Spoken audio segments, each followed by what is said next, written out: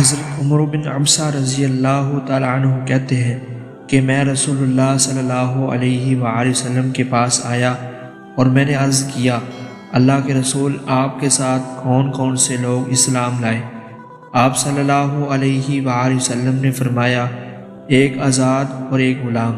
میں نے پوچھا، کیا کوئی گھڑی دوسری گھڑی کے مقابلے میں ایسی ہے جس میں اللہ کا قرب زیادہ ہوتا ہو؟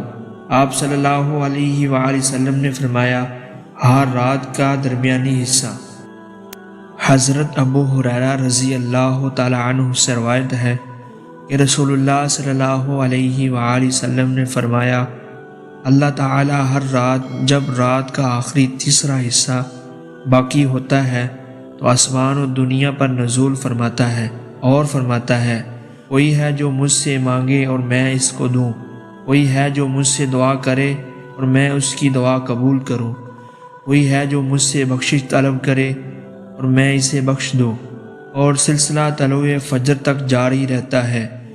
اس لیے صحابہ کرام پہلے حصے کی بجائے آخری حصے میں نماز پڑھنا زیادہ پسند کرتے تھے۔